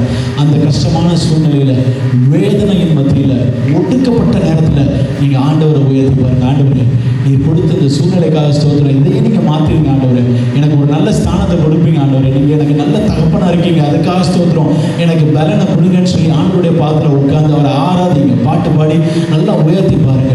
உங்களுடைய எல்லைகளை ஆண்டவர் விரிவாக்க ஆரம்பிப்பார். நமக்கு ஆரோக்கியம் இல்லையா? அந்த நாவை ஜீவனுக்கு நேராக ட்ரெயின் பண்ணுங்க. ஆண்டவரிடத்தில் சொல்லுங்கள், எனக்கு இந்த உங்களுடைய காயங்களால் எனக்கு சுகப்படுத்திங்க ஆண்டவரே, ஸ்தோத்திரம். உங்களுடைய தழும்புகளால் சுகமானோன்ற வார்த்தையின்படியே எனக்கு விடுதலை கொடுத்ததற்காக ஸ்தோத்திரம்னு சொல்லுங்கள். எனக்கு ரொம்ப நாளாக ஆண்டவர் சுகமளிக்கிற வல்லமையை ஆண்டவர் நான் கேட்டுக்கிட்டு இருக்கேன், ஆண்டவர் தருவேன்னு சொல்லியிருக்காரு. அப்போ நம்ம ஒவ்வொருத்தரும் நம்ம கேட்கணும். மூப்பர்கள்லாம் இருக்கீங்க சபையில், உங்கள் மூலியமாக அற்புதம் நடக்கணும். விசுவாசியாக இருக்கீங்கன்னா விசுவாசியினால் நடக்க வேண்டிய அற்புதங்கள் அடையாளம் யாவென்று வேதத்தின் அடிப்படையில் உள்ள அடிப்படை அந்த குவாலிஃபிகேஷன் நமக்கு வேணும். அதுக்கு நம்ம ட்ரெயின் பண்ணணும். நம்ம ஒவ்வொருத்தரும் நம்மளுடைய அபயங்களை ஆண்டவருக்கு நேராக திருப்புகிற ஒரு தருணத்தை ஆண்டவர் விரும்புகிறார். நான் சினிமா பின்னாடி ஓடினது ஒரு காலத்தில் உண்மைதான். ஆனால் இன்னைக்கு என்னுடைய நடை உடை பாவனை சினிமா காரணம் மாதிரி இல்லை. என் இயேசுவை போல நான் மாறுவதற்கு நான் முயற்சி செய்து கொண்டிருக்கிறேன். என் இயேசுவுக்கு நேராக என்னுடைய பாதையை திருப்பி கொண்டிருக்கிறேன். எனக்கு சினிமா உதவி செய்யலை, நடிகர் எனக்கு உதவி செய்யலை, நடிகைகள் எனக்கு உதவி செய்யலை. ஆனால் பரலோகத்தில் இருக்கிற தகப்பன் என்னுடைய பரமபிதா எனக்கு உதவி செய்கிறவனாக இருக்கிறேன். இந்த நம்பிக்கை நமக்கு வேணும். காசு சம்பாதிக்கிறது எப்படி வேணாலும் சம்பாதிச்சான்னு நினச்சிடாதீங்க. நேர்மையான முறையில் சம்பாதிக்கிறதுக்கு ஆண்டவர் நமக்கு கிருபையும் கொடுத்துருக்கிறாரு, பலனையும் கொடுத்துருக்கிறாரு. He is our promoter. நம்மளுக்கு உயர்வை தருகிறது கர்த்தர் மட்டும்தான். எது இல்லைன்னு சொன்னாலும் அது இருக்குன்னு ஆண்டவரால் கொடுக்க முடியும். உங்களை மனுஷன் பார்த்து நீங்கள் போராடி எடுப்பதற்காக ஓடுவீங்க, ஆனால் அவன் எல்லா இடத்துலையும் தடை உங்களை தாழ்த்தி சொல்லுவான். இதுக்கெல்லாம் நீ ஆசைப்படலாமா அப்படின்னு சொல்லி கேட்பான். நீங்கள் அந்த கோலை பார்த்தீங்கன்னா உங்களுக்கு வைத்திருக்கிற ஆண்டவர் வைத்திருக்கிற அந்த பந்திக்கு நேரம் நீங்கள் போக முடியாது. ஆண்டவர் வைத்திருக்கிற ஆசீர்வாதத்துக்கு நேரம் நீங்கள் போய் அதை சுதந்திரிக்க முடியாது. உங்களுடைய வாழ்க்கையில் 1000 தீர்க்க தரிசனம் வந்திருந்தாலும் அந்த தீர்க்க தரிசனத்தை நீங்கள் தான் கையில் எடுக்க முடியும். எப்படி? அறிக்கை செய்வதன் மூலியமாக. உங்களுடைய வாழ்க்கையில் நீங்கள் அறிக்கை செய்யுங்க. உங்கள் வீடு கட்ட முடியலையா, அவங்க வீட்டுக்கு ஒரு பேர் வைங்க. என் வீட்டில் எத்தனை பெட்ரூம் இருக்கணும், மாஸ்டர் பெட்ரூம் எத்தனை இருக்கணும், நீங்கள் பிளான் பண்ணுங்கள். ஆண்டவருக்கு முன்னாடி வைத்து ஆண்டவரத்தில் செய்வீங்க. நீங்கள் ஐஸ்வர்யவானாய் ஐஸ்வர்யவாட்டியாய் ஆண்டவர் உயர்த்த முடியும். எப்படி உயர்த்த முடியும்? அந்த நாவானதை நீங்கள் ட்ரெயின் பண்ணுங்கள். அந்த நாவை நீங்கள் ஆண்டவருக்கு நேராக வேதத்தின் அடிப்படையில் அதை நீங்கள் திருப்பும் பொழுது ஆண்டவர் உங்களுக்கு உயர்வை கட்டளை இடுகிறவராக இருக்கிறார். 2 காரியத்தை மாத்திரம் நம்ம பார்க்கணும். எலியாவை குறித்து வேதத்தின் அடிப்படையில் 1 ராஜாக்களின் புஸ்தகத்தில் சொல்லப்பட்டிருக்கிற ஒரு காரியத்தை நாம் பார்ப்போம். 1 ராஜாக்களின் புஸ்தகம் 17வது அதிகாரம்.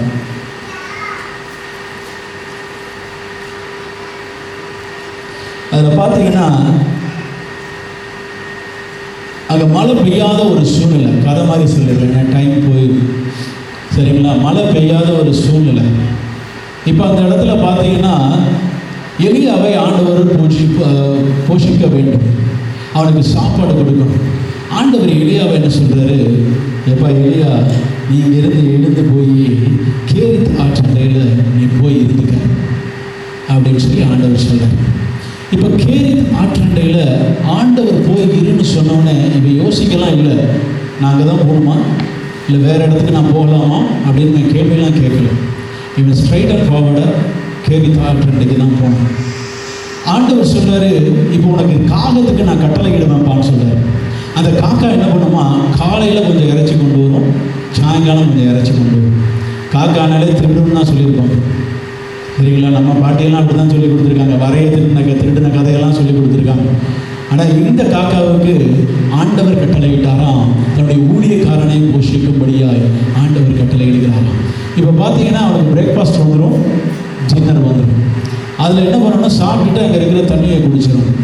இப்போ தண்ணி வற்றி போச்சு. இப்போ ஆண்டவர் சொல்கிறாரு, நீ போ, அங்கே உனக்கு அவர் அந்த 17வது அதிகாரத்தில் 9வது வசனத்தில் பார்த்தீங்கன்னாக்க ஒரு ஜிபிஆர்எஸ் ஆண்டவர் கொடுக்குறாரு.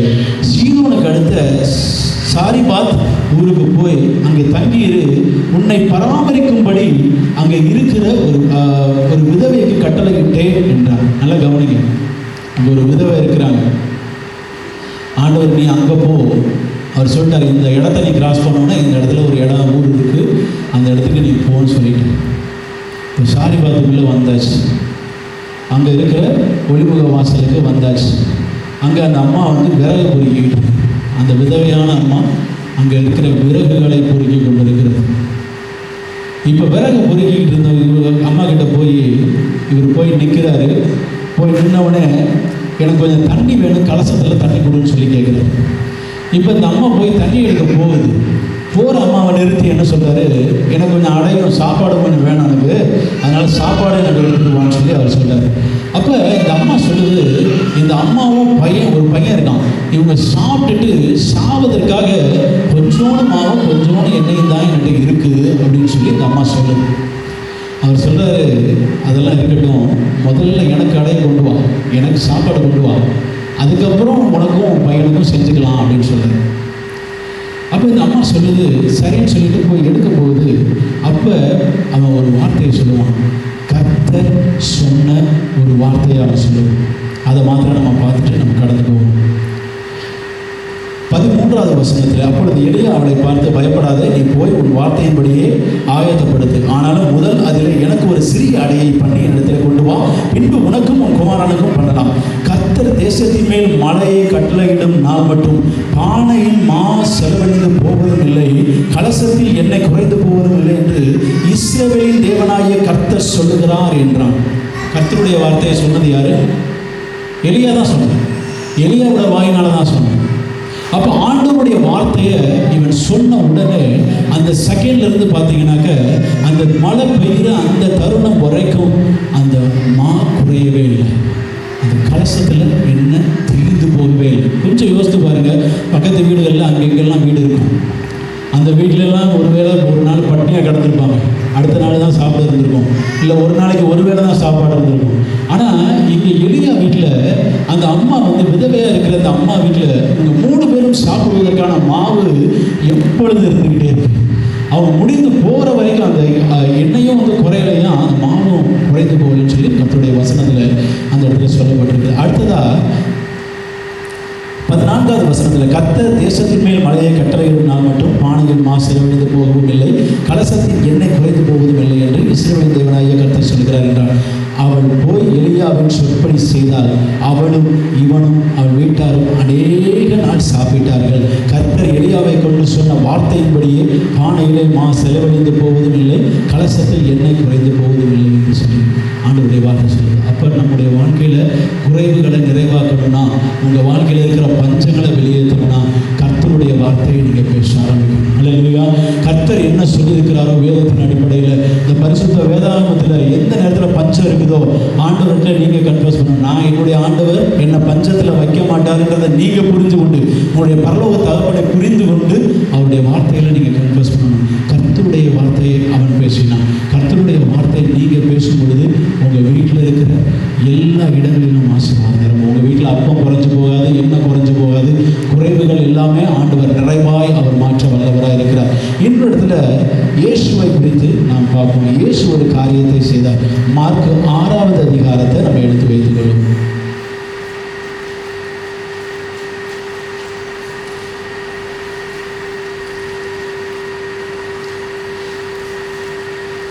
மார்க் 6 அதில் 34லிருந்து 43 வரைக்கும் ஒரு சில வசனங்களை மாத்திரம் நம்ம வாசிக்கிறோம். இப்போ நல்லா யோசிச்சுக்கோங்க. இயேசு கிறிஸ்து 12 சீஷர்களை கூட்டிகிட்டு வரார். சீஷர்களை கூட்டிகிட்டு கரையில் இறங்குறாரு. அங்கே இருக்கிற ஜனங்களை பார்த்து அவர் பரிதவித்து அவர்களிடத்துல உட்கார்ந்து பிரசங்கம் பண்ண ஆரம்பிச்சிட்டார். அந்த இடத்துல சொல்லப்பட்டிருக்கிறது, புருஷர்கள் மட்டும் 5000 பேர் இருந்தாங்க. 44வது வசனத்தை வாசித்தீங்கன்னா புருஷர்கள் மட்டும் 5000 பேர் இருந்திருக்காங்க. அப்போ பெண்களை நீங்கள் யோசித்துக்கங்க, பிள்ளைகளை நீங்கள் யோசித்துக்கங்க. இப்போ இவங்க எல்லாரும் கேட்டுட்டு இருக்காங்க. ரொம்ப நேரம் ஆனவுடனே இந்த சீஷர்கள் என்ன பண்ணுறாங்க, ஆண்டவர்கிட்ட வராங்க. இயேசு கிறிஸ்துக்கிட்ட வந்துட்டு, ஐயா அவங்க ரொம்ப நேரம் செய்தி கேட்டுக்கிட்டு இருக்காங்க, இவங்க வெளியில் போய் ரொம்ப அவுட்டராக இருக்குது, இவங்க உள்ளே போய் பட்டணத்துக்குள்ளே போய் ஊருக்குள்ளே போய் கிராமத்துக்குள்ளே போய் அவங்களுக்கு தேவையான சாப்பாடை அவர்களுக்கு எடுத்துக்கொள்ளும்படியா அவங்களை போக அனுமதியும் என்று சொல்லி அவர்கள் சொல்கிறாங்க. அப்போ ஆண்டவர் என்ன தெரியுமா சொன்னார், ஏன் அந்த சாப்பாடை நீ கொடுவேன் அப்படின்னு. கொஞ்சம் யோசித்து பாருங்கள். இவன் ஃபைனான்சியர் கிடையாது, இவன்கிட்ட எதுவும் இல்லைன்றது தான் இவனுக்கு தோணும். இவன் நிற்கிறான், இவன் சொன்னது நல்ல விஷயமாக தான் சொல்கிறான் ஆண்டவர்கிட்ட, அவங்கள போக விடுங்க சாப்பிட்டுட்டு வரட்டும் அப்படின்னு சொல்கிறான். ஆனால் இவர் சொல்கிறாரு அந்த சாப்பாடை நீ கொடு அப்படின்றாரு. அப்போ இவர் சொல்கிறான், 200 ரூபாய்க்கு பணத்துக்கு கொண்டு போய் நான் இவங்க எல்லாருக்கும் சாப்பாடு எப்படி நான் வாங்கிட்டு நான் கொடுப்பேன் அப்படின்னு சொல்லி கேட்குறேன். அப்போ ஆண்டவர் சொல்கிறாரு, நீ உன்னிடத்துல இருக்கிறத நீ கொண்டு வா அப்படின்னு. அப்போ 5 அப்பமும் 2 மீனும் தான் இருந்துச்சு. அவர் ஸ்தோத்திரம் பண்ணி அவர் கொடுக்கும்போது என்ன ஆச்சு தெரியுங்களா, அங்கே இருந்து அத்தனை பேருக்கு சாப்பாடு இருந்துச்சு. நல்லா யோசிச்சு பாருங்கள். வெறும் 5 அப்பம் 2 மீன். அங்கே இருந்த புருஷர்கள் மட்டும் 5000 பேராக இருந்தார்கள் என்று சொல்லப்பட்டிருக்கிறது. அப்போ எல்லாரையும் பந்தியில் முதல்ல உட்கார வைக்கிறாங்க, ஒழுக்கமாக உட்கார வைக்கிறாங்க. 50க்கு 50 பேரா 100க்கு 100 பேராக உட்கார வச்சு பந்தியில் உட்கார வச்சு சாப்பாடு கொடுக்குறாங்க. இவன் சொன்னா இல்லையா, யாரு நோ சொன்னாலும் எப்படி முடியும்னு சொல்லி கேட்டானோ அத்தனை பேத்துக்கும் ஆளுக்கு ஒரு கூட எக்ஸ்ட்ரா வந்துச்சு. எல்லாருக்கும் சாப்பாடு கொடுத்துட்டாரு. இப்போ 12 கூடுகையில் மிச்சமாக இருக்குதான், ஆளுக்கு ஒரு கூட தலையில் வச்சு தூக்கிட்டு போகணும். நம்ம ஆண்டவர் சர்வ வல்லமையுள்ள தேவனாக இருக்கிறாரு. நம்மிடத்தில் இருக்கிறதை கொண்டு அவர் ஆசீர்வதிக்க வல்லமையுள்ளவராக இருக்கிறாரு. நாங்களே ஏழ்மையாக தான் ஆரம்பித்தோம். இங்கே இருக்கிற ஸ்டாலின் பதரை கேட்டுக்கோங்க, அவருடைய வாழ்க்கையிலையும் ஆண்டவர் அப்படி தான் ஆரம்பித்தார். இன்றைக்கி ஆண்டவர் என்ன நடத்திட்டு இருக்கிறாருன்னு கேளுங்க. அருளுடைய ஃபேமிலியிலையும் கேட்டுக்கோங்க, அவருடைய வாழ்க்கையில் அவரும் பேச்சுலராக தான், ஒன்றும் இல்லாமல் தான் ஆரம்பித்தார். ஒரு சின்ன டெக்னீஷியனாக வந்தால் தான். மனோ பிரதராக இருக்கலாம், ஆண்டனி பிரதராக இருக்கலாம், இங்கே இருக்கிற நீங்கள் யாரை வேணாலும் சாட்சி கேட்டுக்கோங்க. ஒரு பேச்சுலராக சிம்பிளாக தான் ஆண்டவர் வாழ்க்கையை ஆரம்பிச்சிருக்காங்க. எப்படி அந்த உயர்வு வந்தது? ஆண்டவருடைய சமூகத்தில் நீங்கள் எப்போல்லாம் சக்ஸஸை நீங்கள் தேடி ஓடுறீங்களோ, நீங்கள் சக்ஸஸ்க்கு பின்னாடி ஓடாமல் நீங்கள் ஆண்டவருக்கு பின்னாடி ஓடுறதாக வச்சுக்கோங்க. நீங்கள் சக்ஸஸ் உங்கள் வாழ்க்கையில் வரும், ஆனால் ஆண்டவரை நீங்கள் பின்னாடி ஓடும்போது, நீங்கள் ஆண்டவரை உயர்த்தும் போது, ஆண்டவரை நீங்கள் கனம் பண்ணும்போது, ஆண்டவரை நீங்கள் ஆராதிக்கும் போது, இந்த சொசைட்டியில் உங்களுக்குன்னு ஒரு அங்கீகாரத்தை ஆண்டவர் கொடுப்பார். உங்களுக்குன்னு ஒரு ஃபேமிலி லைஃப், உங்களுக்குன்னு ஒரு நல்ல வீடு, உங்களுக்குன்னு ஒரு நல்ல காரு, உங்களுக்குன்னு நீங்கள் போகிறதுக்குரிய அத்தனை வசதிகளும் உங்களை கனப்படுத்தி இதே தேசத்தில் ஆண்டவர் உயர்த்தி வைப்பார். ஹல்லேலூயா. ஆண்டவருடைய சமூகத்தில் சக்ஸஸ்க்கு பின்னாடி ஓடிலாம் யாரும் ஜெயிச்சாங்கன்னு சொல்லலை. என்னைக்கு தாவீது ஆண்டவர் மூலமாக ஜெயித்தேன்னு சொல்கிறத உண்மையாக ஏற்றுக்கிட்டானோ அது வரைக்கும் அவன் ஜெயித்தான். என்னைக்கு அவனுடைய புயத்தை பார்க்கும்படியாக அவன் திரும்பினானோ, அவனுடைய கணக்கு பண்ண ஆரம்பித்தானோ, அவனுடைய எல்லா படைகளையும் எத்தனை பேர் இருக்காங்கன்னு கால்குலேட் பண்ணானோ, ஆண்டவர் அன்றைக்கி அவனை முடிச்சார். நம்முடைய வாழ்க்கையில் நம்முடைய பலன் ஒன்றுமே இல்லைன்றதை புரிஞ்சுக்கணும். உங்களால் எதுவுமே செய்ய முடியாது, அதை புரிஞ்சுக்கோங்க. ஆண்டவருடைய உதவி இல்லாமல், ஆண்டவருடைய தயவு இல்லாமல் உங்களுக்கு ப்ரொமோஷனோ இன்க்ரிமெண்ட்டோ அது மாத்திரம் இல்லை, எந்த ஒரு நன்மையையும் நீங்கள் பெற்றுக்கொள்ள முடியாது. அப்போ ஆண்டவரை நீங்கள் தேடும் பொழுது ஆண்டவர் கொடுக்குற ஆசீர்வாதம் நமக்கு மிகவும் முக்கியமாக இருக்கிறது. அப்போ உங்கள் நாவை நீங்கள் அதுக்கு நேரம் நீங்கள் ஒப்பு கொடுங்க. ஆண்டவரே, என்னுடைய நாவு இனிமேல் கெட்ட வார்த்தை பேசாது, என்னுடைய நாவு நன்மையானதை மட்டும்தான் பேசும், என்னுடைய நாவு நன்மையை மாத்திரம் அறிக்கையிடும், என்னுடைய நாவு என் வீட்டில் நன்மையை மாத்திரம்தான் பேசும், அடுத்தவங்களை குறித்து குறை சொல்லாது, அடுத்தவங்களை அவமானப்படுத்தாது, அடுத்தவங்களை நிந்தைக்குள்ளே தள்ளாதுன்னு நீங்கள் ஒவ்வொருத்தரும் கடைசி நாட்களில் நாம் மாற வேண்டிய சூழ்நிலைக்கு நேரம் நம்ம வந்திருக்கிறோம். ஆண்டவர் ஊழியக்காரருக்கும் விசுவாசிகளுக்கும் இடையில ஆண்டவர் மூப்பர்களை வைத்திருக்கிறார். மூப்பருடைய பொறுப்பு ரொம்ப பெருசு, நல்லா புரிஞ்சுக்கோங்க. அது ஆல்ரெடி 2 ஃபேமிலி மூப்பர்னு ஆண்டவர் சொல்லியிருக்கிறார். 2 ஃபேமிலியை ட்ரெயின் பண்ணிட்டு இருக்கேன்னு ஆண்டவர் சொல்லியிருக்கிறார். அப்போ நம்ம கவனமாக இருக்கணும். நம்முடைய வேதத்தின் அடிப்படையில் நாம் ஒவ்வொன்றையும் பேசும் பொழுது வேதத்திற்கு புறமாக எதையும் செய்து விடக்கூடாது. நம்முடைய வாயின் வார்த்தைகளை கர்த்தர் அளந்திருக்கிறவராக இருக்கிறார். அப்போ நம்ம வாயின் வார்த்தையை நம்ம கெட்ட வார்த்தை பேசாமல் மற்றவர்களுக்கு நன்மை கிடைக்கும்படியாக பிரயோஜனமுள்ள வார்த்தையை நம்ம பேசணும். கர்த்தரை ஆராதிக்கணும், கர்த்தரை உயர்த்தணும், நன்மையான வார்த்தையை பேசணும். நம்ம தலைகளை தாழ்த்தி ஆண்டவருடைய சமூகத்தில் ஒப்பு கொடுக்கணும். முடிஞ்சா எழுந்து நிற்கிறீங்களா? ஒரு நிமிஷம் ஆண்டவருடைய சமூகத்தில் எழுந்து.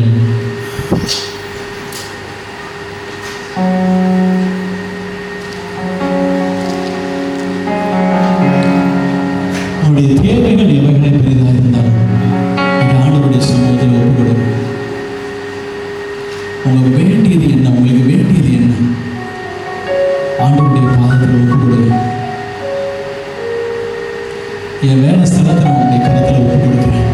என்ன ஒப்பு கொடுக்குறேன்? என் குடும்பத்தை, என் ஹஸ்பண்டை உங்களுடைய கருத்தில் ஒப்பு கொடுக்குறேன். என் ஒய்ஃபை உங்களுடைய கருத்தில் ஒப்பு கொடுக்குறேன். என் பிள்ளைகளை நான் உங்களுடைய கருத்தில் ஒப்பு கொடுக்குறேன்.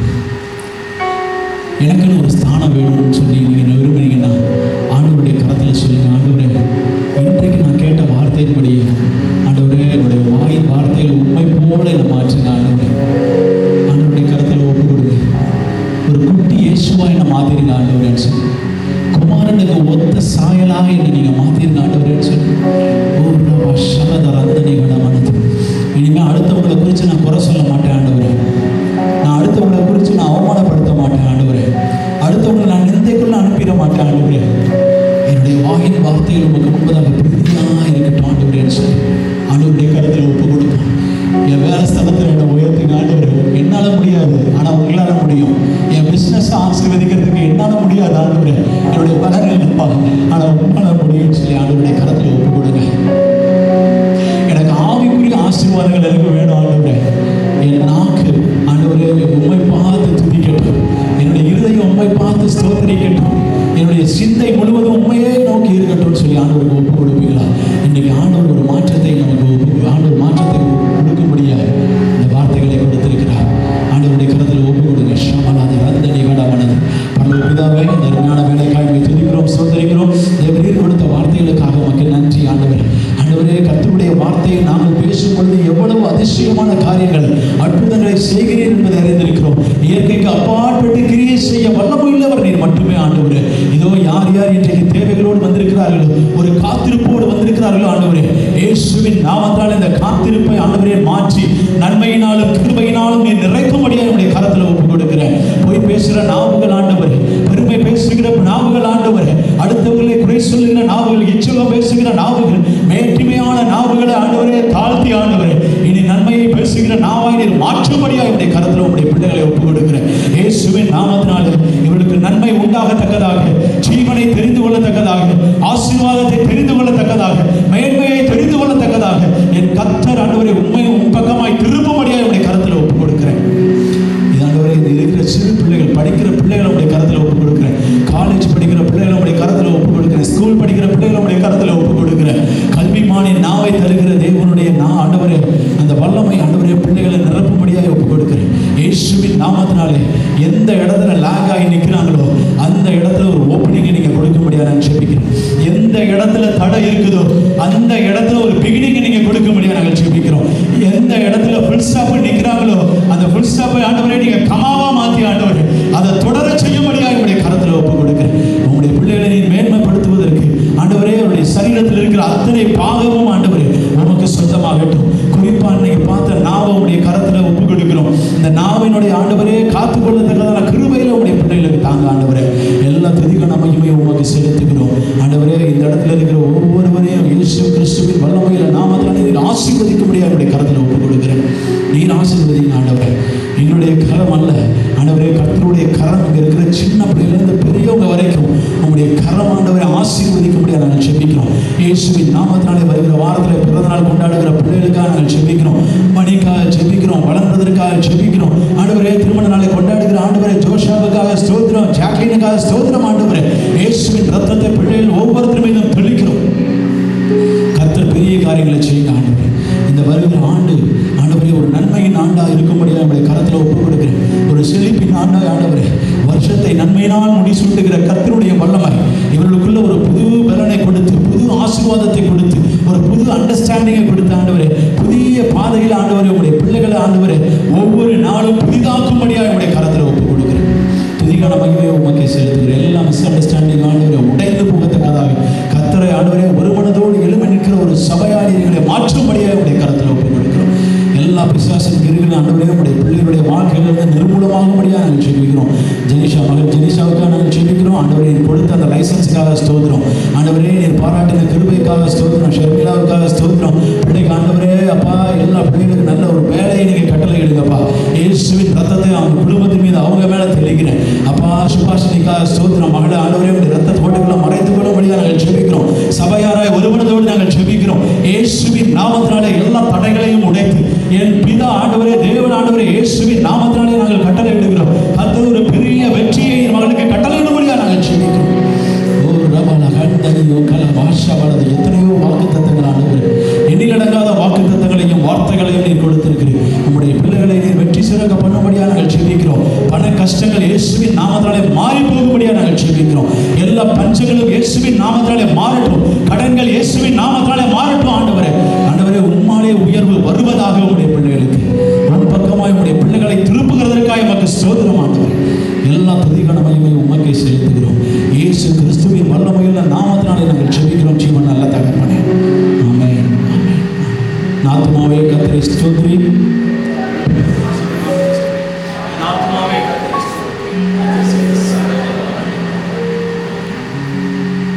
கர்த்தராகிய இயேசு கிறிஸ்துவின் கிருபையும் பிதாவினுடைய அன்பும் பரிசுத்த ஆவியானவருடைய அந்யோன்ய ஐக்கியமும் நம்மோடு கூட இன்றும் என்றும் சதா காலங்களிலும் கூட இருப்பதாக. ஆமென், ஆமென். ஹல்லேலூயா.